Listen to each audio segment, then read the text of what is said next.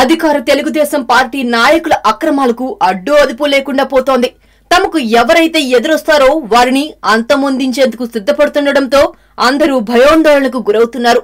గతంలో దెందులూరు ఎమ్మెల్యే చింతమనేని ప్రభాకర్ తహసీల్దార్ పై దాడి చేసిన ఘటన ప్రజలు మరవక ముందే మరో సంచలన వార్త వెలుగు చూసింది.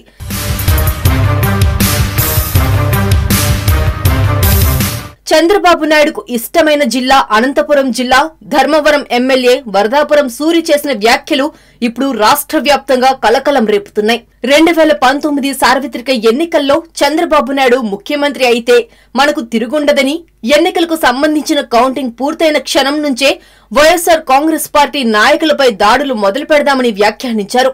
మనకు అడ్డొచ్చిన వారిని నరుకుదాం, చంపుదాం, దీనిపై ఎలాంటి చర్యలు తీసుకోకుండా పోలీసులకు తాను ముందే ఆదేశిస్తానని, వారి సహకారంతో 6 మాసాల్లో ప్రత్యర్థులను అంతమొందిద్దాం అంటూ సూర్యనారాయణ తన కార్యకర్తలతో చెప్పిన మాటలు ఇప్పుడు కలకలం రేపుతున్నాయి.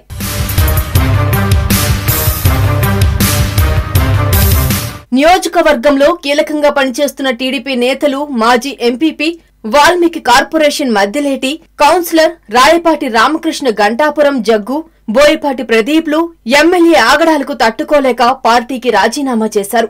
ఆ తర్వాత వారు మీడియాతో మాట్లాడుతూ ఎమ్మెల్యే బెదిరింపులకు దిగిన ఆడియో టేపులను మీడియాకు విడుదల చేశారు.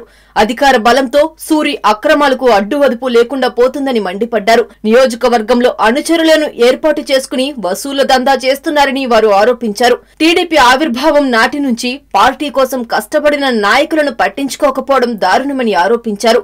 ప్రతి నెల వ్యాపారులు వ్యాపారం చేసుకోవాలంటే జీఎస్టీ చెల్లించినట్లు సూరి జీఎస్టీ కూడా చెల్లించాలని తెలిపారు.